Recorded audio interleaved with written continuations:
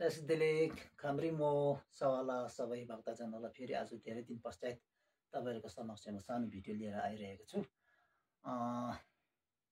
विषय चाहिँ के छ भने आजको चर्चा भनौँ विषय चाहिँ हाम्रो धार्चोको विषयमा लुङदार पनि भन्छ र हाम्रो बौद्ध अनुयायीहरूले प्रायः जस्तो धर्म कर्म गर्दाखेरि छोकपाठ पूजा गर्दाखेरि घरमा स्याप्तेन भन्छ पूजा गर्दाखेरि हाम्रो धार्चो उठाउने प्रथाहरू भनौँ है पुरातकालदेखि चल्दै आएको छ र त्यसमा कति ठाउँतिर मैले यसरी देखाएको छु। अलिकति दृश्यहरूमा अलिकति धार्चोहरू उठाउँदाखेरि सही दिशा लगाएको नदेखेको कारणलाई प्रायः जस्तोलाई थाहा भएको कुरा हो। कतिजना थाहा नभएकोलाई तपाईँहरूलाई जानकारी गराउन चाहन्छु कि धार्चोको बारेमा र कसरी लाउनु पर्ने, कुन दिशामा लाउनु पर्ने र त्यो पनि आफ्नो आफ्नो लोता हुन्छ के। लोता जस्तै छुवालाङ त यो डुल्डुल 12वटा लोतामा आफ्नो आफ्नो हुन्छ। त्यसमा पनि पहिला मैले एकताल व्याख्या गरेको त तपाईँको बारेमा मतलब आफ्नो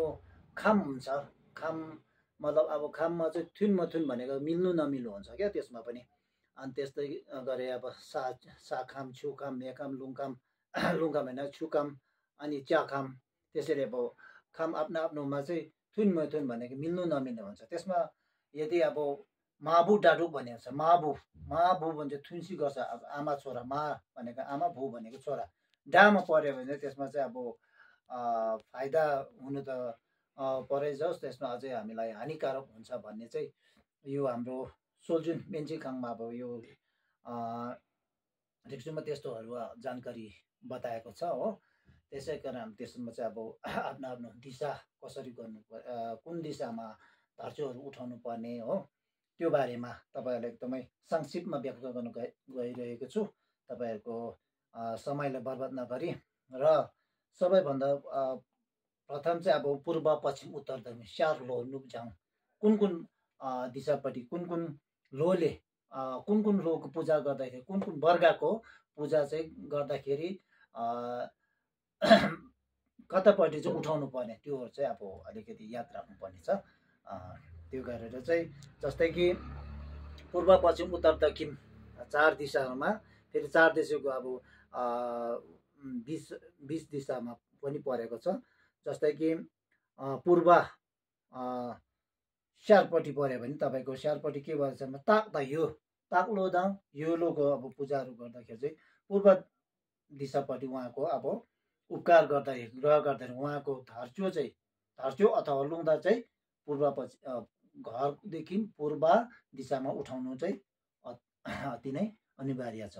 त्यसरी नै अनि पूर्व पश्चिम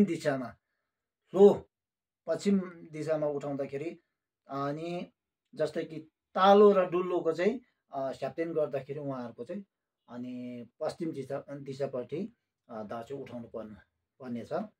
त्यसै गरी पूर्व, पश्चिम, उत्तर दिशापट्टि चाहिँ कुन लोको उठाउनु छ भने उत्तर दिशा टेलो र छ्यालोको उपकारहरू, टेलो र छ्यालोको अनि धार्चो अथवा लुङदा उठाउँदाखेरि उत्तर दिशामा उठाएको चाहिँ अति राम्रो हुने छ भन्ने भन्नुभएको छ।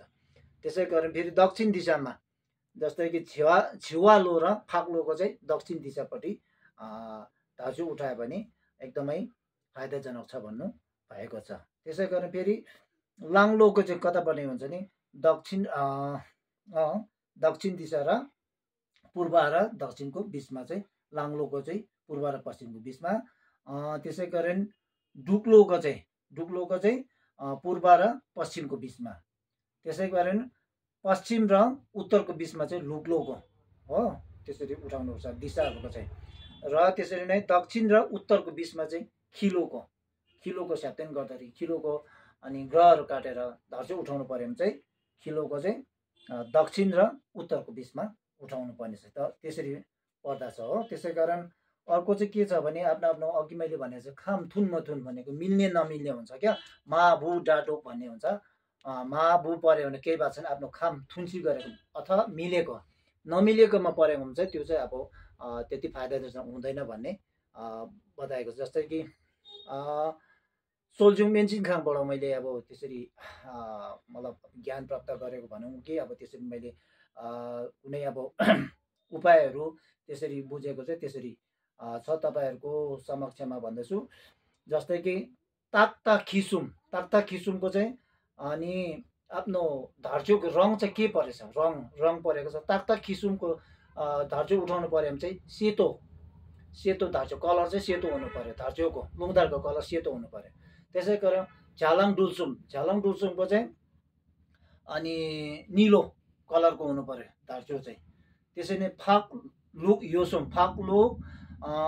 फाक्लो लुक्लो र येलोको चाहिँ के पऱ्यो भने चाहिँ नि रातो कलर चाहिँ रातो चाहियो। सैपरि छिवालो डुक्लो टेल्लोको चाहिँ के भन्छ हरियो पऱ्यो। अब त्यसै गरेर अब त्यसको अब ढोकछोक मतलब त्यसको विपरीत चाहिँ हुनु भएन। जस्तै कि छुकामको छुइडा खरेरे अब टिभीले छुको डा भने पानीको दुश्मनको आगो हो नि त। पानीको कलर सेतो भयो, आगो कलर रातो भयो। त्यसै कारण त्यसको विपरीत भन्छ होइन। ताक्ता किसुमको चाहिँ आफ्नो कलर चाहिँ सेतो भएको कारणले अब रातो त्यसको विपरीत रातो पऱ्यो भने चाहिँ त्यो चाहिँ हुँदैन भनेर भन्नुभएको छ। त्यसरी नै झालाङ डुल्सुमको चाहिँ निलो परेको छ। त्यसमा चाहिँ तपाईँले पहेँलो लाउनु भयो भने त्यसको चाहिँ विपरीत परेको कारणले गर्दा चाहिँ त्यो पनि राम्रो हुँदैन भनेर भन्नुभएको छ। सैपरि फाक्लुक योसुमलाई आफ्नो कलर लुङदारको कलर धार्चुको कलर रातो परेको छ र त्यसको विपरीत चाहिँ के भन्छ निलो। उनीहरूको चाहिँ फेरि उनीहरूको नाममा रातो नलगा निलो पऱ्यो भने चाहिँ त्यो पनि हुँदैन भनेर भन्नुभएको छ। सैपरि झिडुक टेल्सुम झिवालो डुक्लो टेल्लोको चाहिँ के भन्छ आफ्नो कलर चाहिँ के परेको छ हरियो परेको छ। त हरियोलाई चाहिँ फेरि के भन्छ हरियो चाहिँ अब त्यसको विपरीत कलर चाहिँ के परेको छ सेतो परेको छ। अब उनीहरूको ग्रहहरू काट्दाखेरि अब जस्तै छिवालो डुक्लो टेल्लोको ग्रहहरू काटेर लुङदार उठाउनु पऱ्यो भने हरियो उठाउनु पऱ्यो लुङदारको कलर चाहिँ। अब हरियो नउठाएर कोही बेला बाइचान्स गल्तीले कोही बेला अब हामी लामाहरूमा पनि गल्ती हुनसक्छ के कसो गरेर जानी त गर्दैन।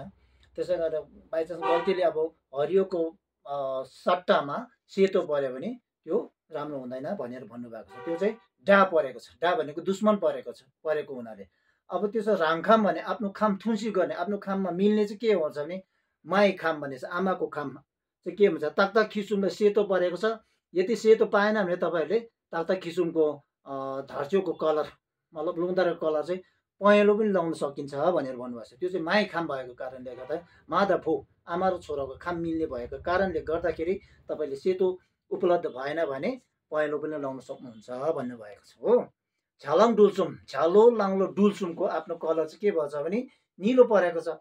निलो परेकोमा अब यदि निलो पाएन कोही बेला दोकानमा त्यसरी अब उपलब्ध भएन भने तपाईँहरूले त्यसको बदलीमा सेतो चाहिँ लाउन सक्नुहुन्छ भनेर त्यो चाहिँ खाम थुन्सी गरेको।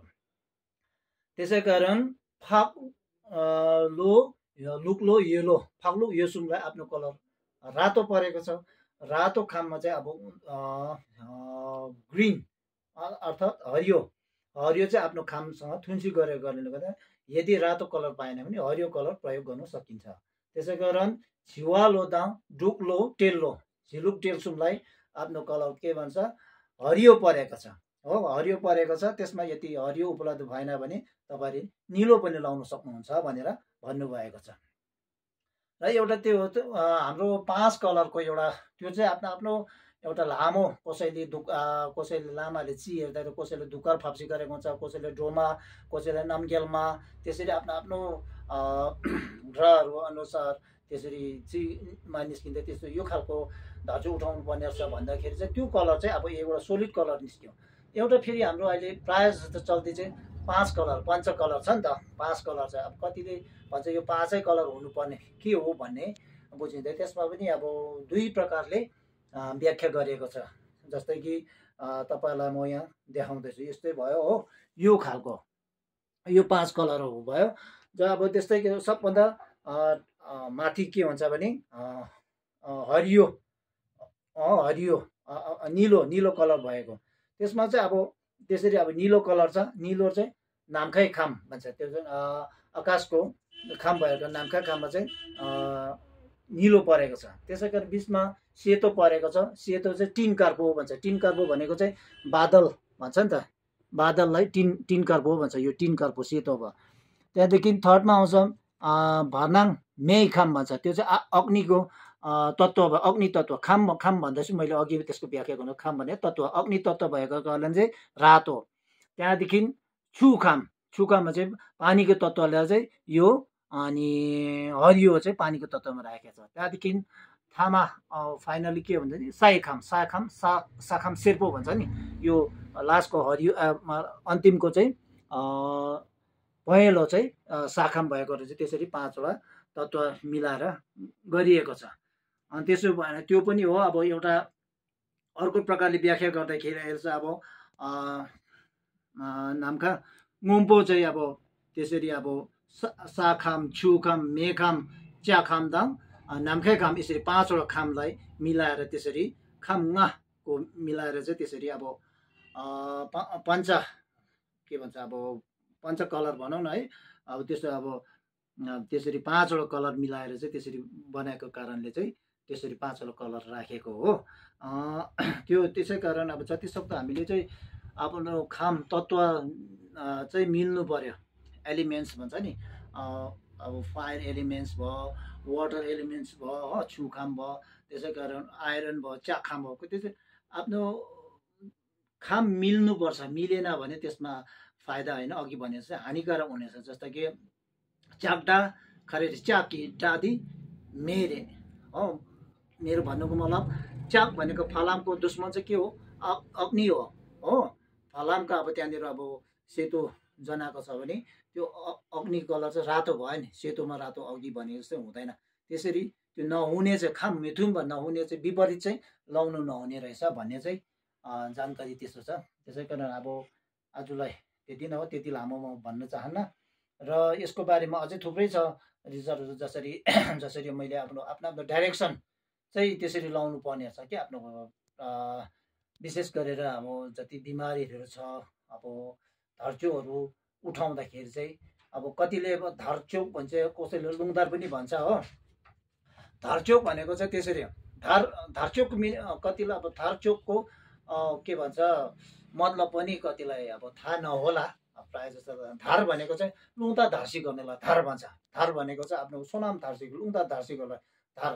कतिले अब त्यसरी धार भनेको चाहिँ धार दुईवटा शब्द छ नि। धार चोक भनेको चाहिँ पुङ्सी गर्नेको धुन, मतलब एक कट्ठा चाहिँ के हुन्छ, त्यहाँ मन्त्रहरू एक कट्ठा भएको कारण धार भनेको चाहिँ त्यो मन्त्रद्वारा चाहिँ आफ्नो पुण्य वृद्धि भएर जानुको निम्ति चाहिँ त्यसरी धारचोक भनेको कारण चाहिँ त्यो हो। र यति भन्दै आजको भिडियो लामो हुनु जान्छ होला। आजलाई यतिमै समाप्त गर्न चाहन्छु। सबैलाई टसिदेलेख धन्यवाद।